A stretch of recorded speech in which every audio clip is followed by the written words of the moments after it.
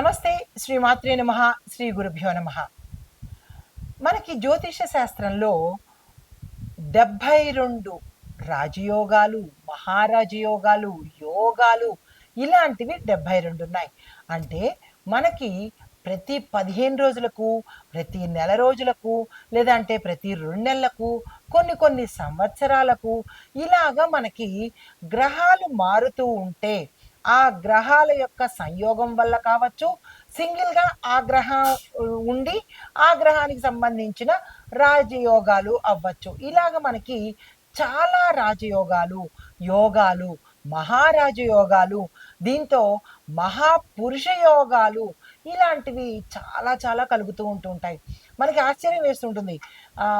అయ్యో, ఈ క్రిందటి నెలే కదా ఒక రాజయోగం వెళ్ళింది, మళ్ళా రాజయోగమా, మళ్ళా గజకేసరి యోగమా, ఇలాగా మీకు ఆశ్చర్యంలోకి వెళ్ళే అవకాశం ఉంటుంది. అవును, ఎందుకు అంటే ఈ గ్రహాలు మారుతూ ఉన్నప్పుడు అలాంటివి క్యాజువల్గా మనకి జరుగుతూ ఉంటుంది. అయితే ఈ రాజయోగాలు, మహారాజయోగాలు ఇలాంటివి గజకేసరి యోగాలు కలగాలి అంటే కనుక మన జాతకంలో గత జన్మ యొక్క కర్మను బట్టి ఈ రాజయోగాలు వస్తుంటాయి.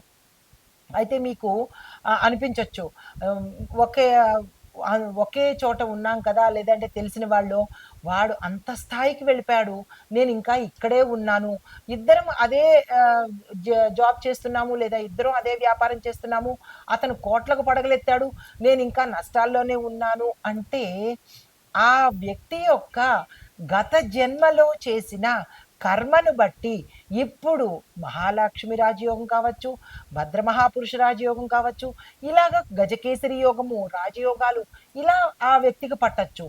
ఈ రెండో వ్యక్తికి నష్టాల్లోనూ, కష్టాల్లోనూ, దురదృష్టాల్లోనూ, అప్పుల్లోనూ ఉన్న వ్యక్తి, అతను గత జన్మ చేసుకున్న పాపకర్మలు ఈ జన్మలో అనుభవిస్తుంటారు. అందుకే ప్రతి ఒక్క వ్యక్తి ఈ జన్మకి, గత జన్మ మనకి ఏమిటి అనేది, మనం అనుభవిస్తున్న దరిద్రానికి, రోగాలకి, కష్టాలకి నిదర్శనము. కనీసం ఇక్కడి నుంచైనా మనము మంచి చేద్దాము. మంచి చేసుకుంటే కర్మ రివర్స్, ఎప్పుడు మనం ఏది చేస్తామో బూమరాంగ్ లాగా అదే తిరిగి వస్తుంది. కాబట్టి ప్రతి వ్యక్తి ఎదుటి వ్యక్తికి చెడు చెయ్యకండి. నవ్వుతూ చెడు చేస్తాము, హ్యాపీగా ఏడుస్తూ రిజల్ట్ తీసుకుంటాము. ఇవి తెలుసుకునైనా సరే ఎదుటి వ్యక్తికి ఏడిపించకండి. ధనం ఇవ్వడంలో కానీ, లేదా మీ ద్వారా ఆ వ్యక్తులు బాధపడకుండా చూసుకున్నట్టయితే కర్మ మీకు ఇంకొకరి వల్ల బాధపడకుండా చేసే అవకాశం కనబడుతుంది. ఇవన్నీ ఎందుకు చెప్తున్నాను అంటే, కొంతమందికి రాజయోగాలు వర్తిస్తాయి, కొంతమందికి దరిద్రం వరిస్తూ ఉంటుంది. ఇది ఆ వ్యక్తి యొక్క చేసుకున్న కర్మను బట్టి, ఇప్పుడు చేసే కర్మను బట్టి రాసులు గ్రహాలు కదులుతూ ఉంటాయి తప్ప దేవుడు చెడు ఇవ్వడు, ఏ గ్రహము చెడు ఇవ్వదు. ఇది ప్రతి మనిషి గుర్తుపెట్టుకోవాలి. అయితే ఇప్పుడు మన సబ్జెక్ట్ ఏంటంటే, ఇప్పుడు మనకి వచ్చేది భద్ర మహాపురుష రాజయోగము. ఇది జ్యోతిష్యంలో అత్యంత శక్తివంతమైన మహారాజయోగాలలో ఇది కూడా ఒకటనమాట. అది ఇప్పుడు రాబోతోంది. అయితే ఇది పంచమహాపురుష యోగాలలో ప్రథమమైనది. 5 ఉంటాయి. ఆ 5టిల్లో ప్రప్రథమైనది భద్ర మహాపురుష రాజయోగము. ఇలాంటి యోగాలు కలగాలంటే గత జన్మలో చేసుకున్న మంచి ఫలితాల వల్ల మనం ఇప్పుడు అనుభవించబోతున్నాము. అయితే ఈ భద్ర మహాపురుష రాజయోగము అసలు అంటే ఏమిటి? ఎవరే ఇప్పుడు అత్యంత ధనవంతుడుగా పుడతాడనమాట. అందుకే అంటుంటారు చాలామంది, గోల్డ్ స్పూన్తో పుట్టాడు అని. ఊరికనే గోల్డ్ స్పూన్తో ఎవరు పుట్టరు. గత జన్మ చేసుకున్న కర్మస్థానంలో ఆ కర్మను ఇప్పుడు అనుభవించడానికి అతను పుట్టాడు. గత జన్మలో చెడు చేసిన వాడు ఈ జన్మలో ఆ చెడు చేయడం కోసము పుడతాడనమాట. కాబట్టి తెలిసి కానీ తెలియక కానీ ఎవ్వరికీ మీ వల్ల అపకారం అయితే జరగకుండా చూసుకోండి. కనీసం ఇప్పటి నుంచైనా మంచి కర్మలు చేస్తే మంచి అనుభవించే అవకాశం కనబడుతోంది. అయితే ఈ బుధుడు ఈ స్థానాల్లో సంచారం చేస్తూ ఉండడం వల్ల స్వరాశిలో, అంటే తన సొంత రాశిలో ఉచ్చ స్థితిలో ఉంటాడు. అలాంటప్పుడు ఈ రాజయోగం ఏర్పడుతుంది. అయితే మరి ఒకటేంటంటే, ఈ యోగం ఉన్న జనులు అంటే ఎవరికైతే మనుషులకి ఈ యోగం ఉంటుందో, వాళ్ళు డాక్టర్స్ గాను, మేధావులు గాను అంటే స్కాలర్స్ అనమాట.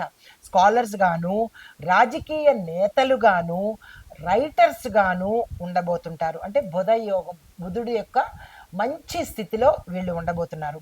అయితే వ్యాపారంలో కూడా ఇందాక నేను చెప్పినట్టు వాళ్ళు విపరీతమైన లాభాలు గడిస్తున్నారు అంటే ఇది కారణాలు వెనకాల.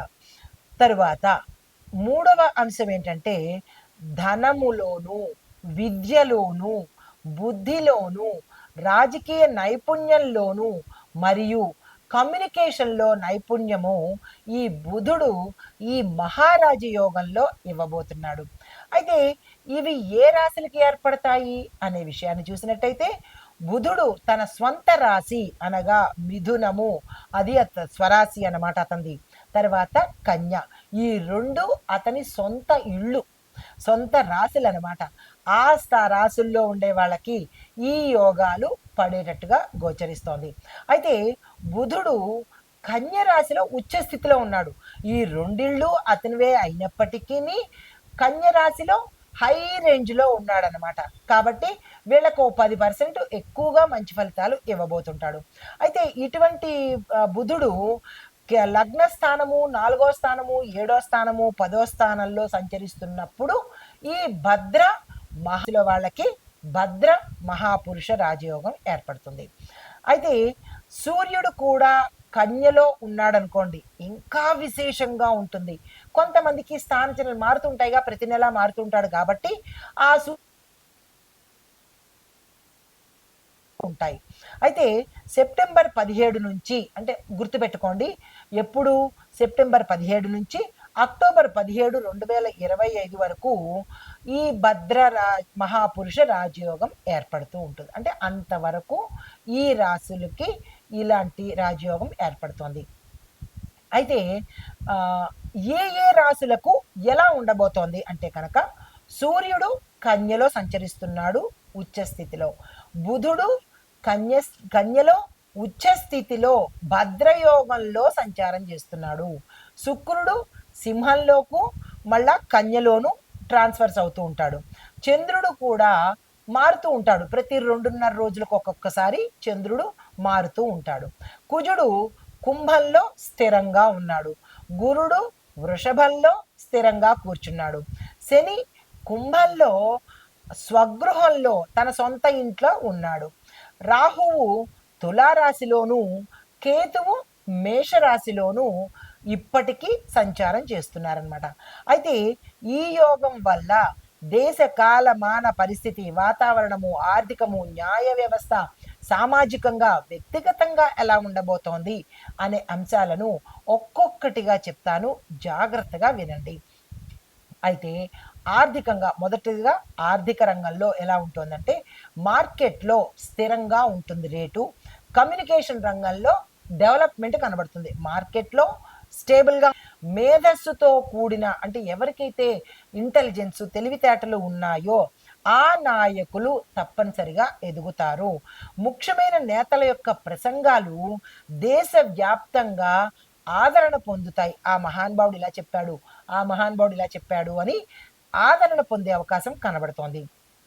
తరువాత కొత్త విధానాలకు ప్రజల నుంచి ఇప్పుడు మన నాయకులు ప్రవేశపెట్టే విధానాలు ఏవైతే ఉన్నాయో ప్రజల నుంచి మంచి స్పందన, గుడ్ రియాక్షన్ కనబడుతుంది.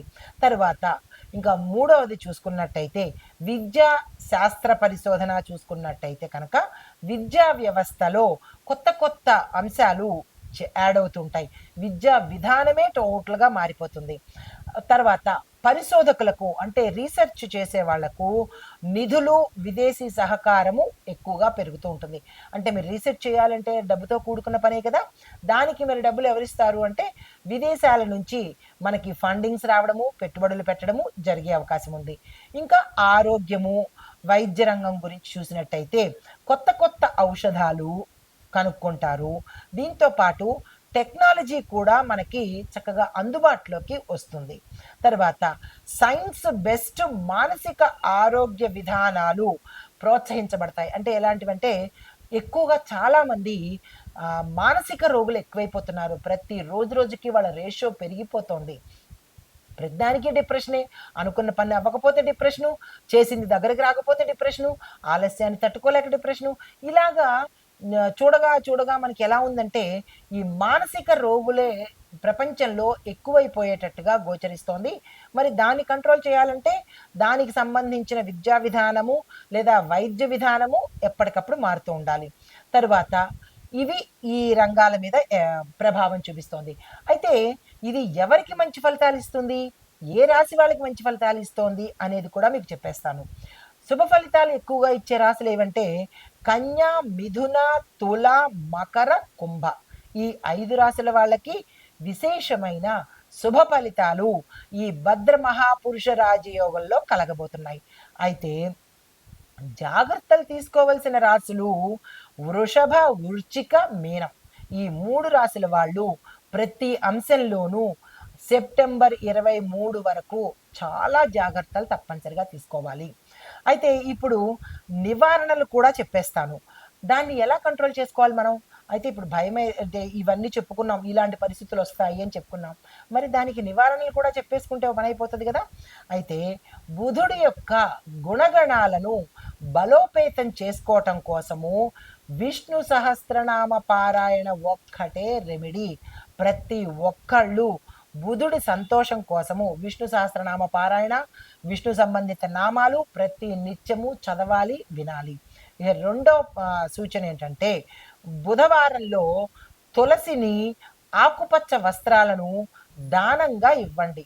ఎక్కువగా దాన ధర్మాలు చేయండి, పీనాస్తనం పడకండి. ఎప్పుడైనా మంచి కర్మ చేసుకుంటేనే కొంత వెసులుబాటు ఉంటుంది. వచ్చే జన్మ ఉంటే సరే, లేదా ఈ జన్మలోనైనా సరే మంచి ఫలితాలు పొందే అవకాశం కనబడుతోంది. పీనాస్తనం కానీ, పిసిరుగొట్టుతనం కానీ, ఎందుకు ఇవ్వాలి, ఒకళ్ళకి నేను ఎందుకు పెట్టాలి అనే జాడ్యం వదిలించుకోండి. శుభ్రంగా దానాలు చేసుకోండి. ఆ ఫలితాలు మీకు చక్కగా వస్తాయి. అయితే ఈ మ్యాక్సిమం మీరు చేయగలిగినన్ని దానాలు ఈ బుధుడు కోసము బుధవారము ఏదైనా ఇచ్చుకునే కొద్దీ పెరుగుతూ ఉంటుంది, జ్ఞానమైన ధనమైన. కాబట్టి ఇచ్చుకునే ప్రయత్నం చేసుకుంటూ ఉండండి. తర్వాత విద్యార్థులకు చూసుకున్నట్టయితే వాళ్ళ యొక్క బుద్ధిని అంటే మానసికంగా డిప్రెషన్లోకి వెళ్ళే వాళ్ళు ఎక్కువగా ఏం చేయాలంటే గణపతిని ఆరాధన చేయండి. దీంతో పాటు గణపతి ఆలయ దర్శనం తప్పనిసరిగా చేసుకోండి. విద్యార్థులకు చెప్పేది ఏంటంటే తలకు సంబంధించిన, బ్రెయిన్కు సంబంధించిన యాక్టివిటీస్ ఎక్కువగా చేస్తూ ఉండండి. కొంత వెసులుబాటు కనబడుతుంది. అయితే ఇవి మనకి ఈ భద్ర మహాపురుష రాజయోగంలో అన్ని రంగాల్లోనూ ఎలా ఉండబోతోంది, ఏంటేంటి సూచనలు కూడా మనం తెలుసుకున్నాము. అయితే ఇప్పుడు మేషాది ద్వాదశ రాశుల వారికి ఎలా ఉండబోతోంది అనే అంశంలో తదుపరి రాశి మిథున రాశి. ఈ రాశిలో ఉండే వారికి బుధుడు ఏ స్థానంలో సంచరిస్తున్నాడు అంటే 4వ స్థానంలో సంచారం చేస్తున్నాడు. ఈ 4వ స్థానం ఏంటి? గృహము, తల్లి, విద్య. ఈ స్థానంలో ఎక్కువగా సంచారం చేయడం వల్ల ఫలితాలు ఎలా ఉండబోతున్నాయి అంటే కనుక మీ ఇంటిలో చిన్న మార్పులు చేర్పులు జరుగుతాయి. అద్దెళ్ళ వాళ్ళు సొంత ఇళ్ళకి వెళ్ళడము, ఆ గృహంలో మంచి మార్పులు తీసుకురావడము, లేదా కొనుక్కోవడము, ఇల్లు కొనుక్కోవడము, కట్టించుకోవడము, ఇలాంటివి ఇల్లుకు సంబంధించినటువంటి మంచి ఫలితాలు గోచరిస్తున్నాయి. దీంతో పాటు వాహన యోగం కూడా ఇక్కడ కనబడుతోంది. వాహనాలు కూడా కొనుక్కోబోతున్నారు. అయితే తల్లి ఆరోగ్యము, గతంలో మీ తల్లికి సంబంధించి ఎటువంటి అనారోగ్య సూచనలు ఏమైనా ఉంటే కనుక అవి ఈ సమయంలో మెరుగుపడే అవకాశము, తల్లిని జాగ్రత్తగా చూసుకునే అవకాశము ఈ సమయంలో కనబడుతోంది. విద్యార్థులకు చూసుకున్నట్టయితే కనుక ఇది బెస్ట్ టైం అని చెప్పవచ్చు. మీరు ఏ రంగంలో చదువుకోవాలన్నా, ఎక్కడికి వెళ్ళాలన్నా this is the best time. దానికి సంబంధించిన స్కెచ్ కానీ, ప్రణాళికలు కానీ, ప్లాన్స్ కానీ చేసుకోండి, సక్సెస్ సాధిస్తారు. తరువాత ఇంట్లో శాంతి నెలకొంటుంది. గృహము అంటే గృహం కొనుక్కోవడం ఒక ఎత్తు అయితే ఇంట్లో కూడా శాంతి నెలకొని అన్యోన్యమైన వాతావరణం ఉండి ప్రేమ సంబంధాలు ఒకళ్ళ మధ్య ఒకళ్ళకి అనుబంధ బాంధవ్యాలు చక్కగా ఏర్పడతాయి. అయితే ఉపాయాలు ఏంటంటే పచ్చని మొక్కలను దానంగా ఇవ్వండి. ఇంట్లో కనుక పెంచుకునే వెసులుబాటు ఉంటే మొక్కలు నాటే ప్రయత్నం తప్పనిసరిగా చేయండి. ప్రతి గురువారము మీరు ఏదైనా ఒక మంచి పని చేసేందుకు డైరీ రాసుకోండి. ఈరోజు ఈ గురువారము నేను ఈ మంచి పని చేస్తున్నాను అని ఒక నోట్ లాగా పెట్టుకున్నట్టయితే మంచి ఫలితాలు పొందుతారు.